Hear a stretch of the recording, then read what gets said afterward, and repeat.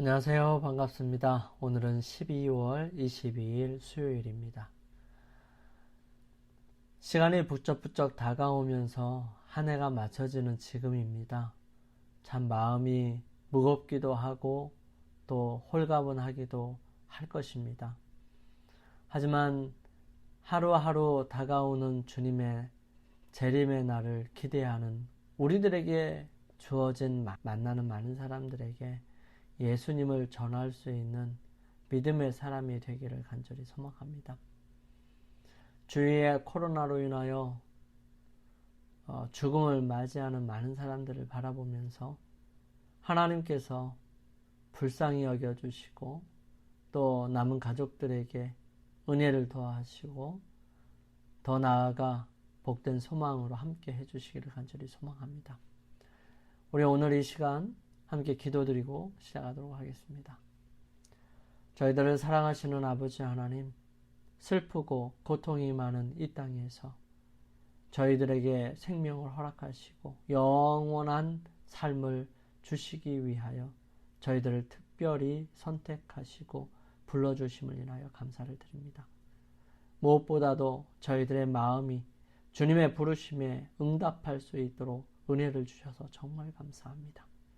주님, 저희들이 주님을 믿었던 것처럼, 저희들이 주님을 믿고 순종하는 것처럼 다른 사람들도 주님을 믿고 순종하는 삶을 살아갈 수 있도록 주님, 저희들과 함께하여 주시며 저희들을 인도하여 주시옵소서. 거룩하신 저희들의 아버지 하나님, 연약하고 부족한 사람들입니다. 그러기에 주님이 더 필요하고 주님의 능력이 필요합니다. 주님, 이 시간 주님께 간구드리오니 주님께서 저희들에게 성령으로 충만히 임하셔서 능력을 더하시고 저희들을 통하여 복음을 전하는 주님의 자녀로서의 삶을 충성스럽게 살아가게 도와주시옵소서. 아버지 하나님, 오늘도 주님 앞에 간절한 기도의 제목을 가지고 주님 앞에 나온 자들이 있습니다. 주님, 그들을 불쌍히 여겨주시며 주님의 권능과 은혜와 사랑으로 감싸 안아주시사 그들의 기도를 들어주시고 필요를 채워주시며 아픈 곳을 고쳐주시고 모든 어려운 것들을 해결하여 주시며 문제들을 주님 안에서 답을 얻을 수 있도록 역사하여 주시옵소서. 무엇보다도 주님을 잊지 않은 사람들이 되게 도와주시고 주님과 함께 주님을 위하여 살아가기로 결심하는 귀한 기회로 만들어 주시옵소서. 아버지 하나님, 시작하는 시간입니다. 마치는 시간까지 오직 주님께서 저희들과 함께하여 주시옵기를 예수님의 이름으로 간절히 기도드립니다. 아멘. 신명기 34장 5절 6절은 이렇게 기록합니다. 이에 여호와의 종 모세가 여호와의 말씀대로 모압 땅에서 죽어 벳부올 맞은편 모압 땅에 있는 골짜기에 장사되었고 오늘까지 그 묻힌 곳을 아는 자가 없느니라. 오늘 함께 살펴볼 제목은 모세의 부활입니다. 이 짧은 성경절을 뒤로 하고 이스라엘 역사의 핵심적인 역할을 담당했을 뿐만 아니라 그의 글을 통하여 오늘날까지도 수많은 교회와 회당에 영향을 미치고 있는 모세는 죽게 됩니다. 모세는 죽어서 장사되었고요. 백성들은 그를 위해 애곡했습니다. 안타깝지만 그것이 전부였어요. 요한계시록에 기록된 말씀의 원리가 여기에 그대로 적용되고 있습니다. 지금 이후로 주 안에서 죽은 자들은 복이 있도다 하시매 성령이 이르시되 그러하다 그들이 수고를 그치고 쉬리니 이는 그들의 행한 일이 따름이라 하시더라. 하지만 모세의 죽음은 그의 인생에 관한 이야기의 끝이 아니었지요. 유다서 9절을 읽어보십시오. 여기에 어떤 일이 벌어지고 있으며 이 말씀이 신약에서 모세가 다시 등장한 것을 설명하는데 어떤 도움을 주는지 한번 살펴봅니다. 전사장 미가엘이 모세의 시체에 관하여 마귀와 다투어 변론할 때에 감히 비방하는 판결을 내리지 못하고 다만 말하되 주께서 너를 꾸짖으시기를 원하노라 하셨거늘. 이 모세의 시체를 천사장 미가엘이 가지고 간 것을 알 수 있습니다. 하나님께서 그를 부활시켜서 하늘로 데려가셨다는 것을 알 수 있지요. 비록 짧게 설명되어 있지만 이곳에는 놀라운 장면이 기록되어 있는 것입니다. 그리스도이신 미가엘이 모세의 시체에 관하여 마귀와 다투어 변론하셨던 것입니다.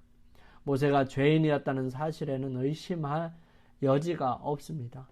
사실 하나님께 속한 영광을 자신이 취하려고 했던 장면에서 드러난 모세의 마지막 죄는 가장 높은 구름에 올라가 지극히 높은 이와 같아지리라 라고 생각한 루시퍼를 하늘에서 쫓겨나게 한 그 죄와 같은 것이었습니다.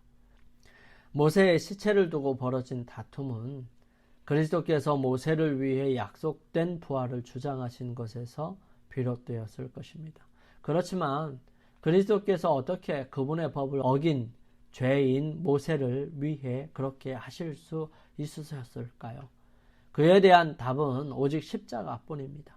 동물의 희생이 그리스도의 죽음을 상징했던 것처럼 십자가의 죽음을 내다보신 예수님께서는 모세를 부활시켜야 한다고 주장하셨습니다.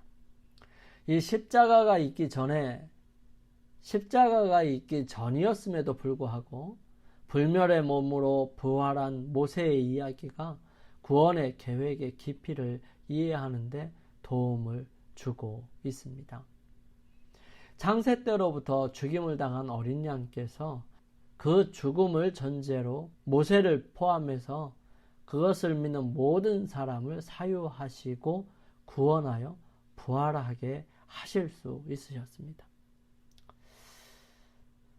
우리는 모세의 모습을 좀 더 살펴보기를 원합니다. 이 모세를 살리신 그리스도의 모습을 영감의 말씀을 통해서 함께 은혜를 누리기를 바랍니다.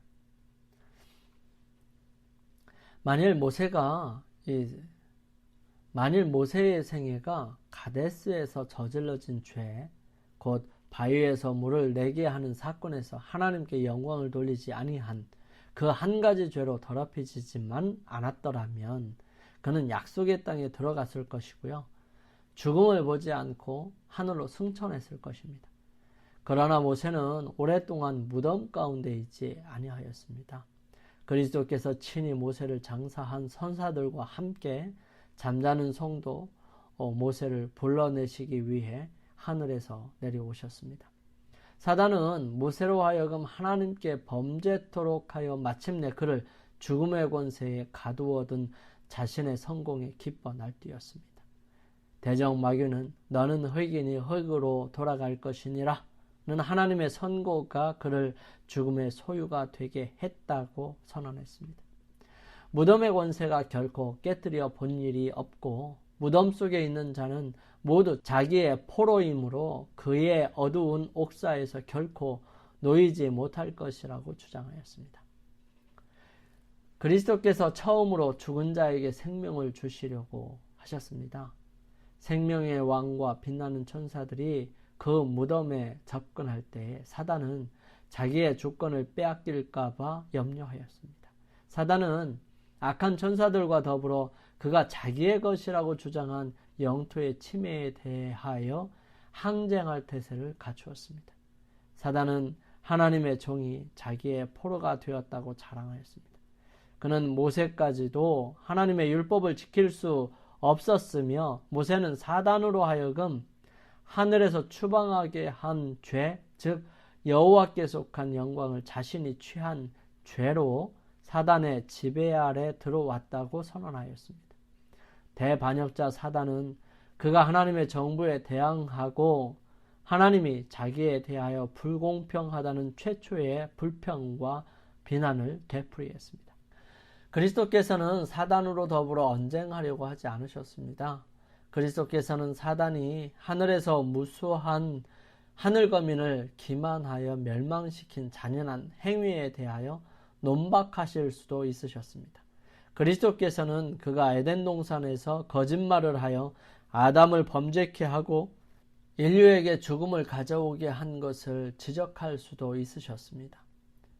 그리스도께서는 사단이 이스라엘을 유혹하여 그들로 불평과 반역을 일으키게 하므로 오랫동안 참고 인내한 그들의 지도자를 지치게 만들고, 그리하여 그가 방심하고 있는 순간에 죄를 짓게 만들어서 그로 하여금 죽음의 세력에 빠져들어 가게 한 사단 자신의 행위를 사단에게 상기시킬 수도 있으셨습니다. 그러나 그리스도께서는 이 모든 것을 당신의 아버지께 의탁하고 주께서 너를 꾸짖으시기를 원하노라고 말씀하셨습니다. 구주께서는 당신의 대적으로 더불어 논쟁하지 않으시고, 그때 그곳에서 타락한 원수의 권세를 깨뜨리시고 죽은 자를 살리시는 당신의 사업을 시작하셨던 것입니다. 여기에 하나님의 아들의 최상권에 대하여 사단이 논박할 수 없는 증거가 있었습니다. 부활은 영원히 확실하게 되었습니다.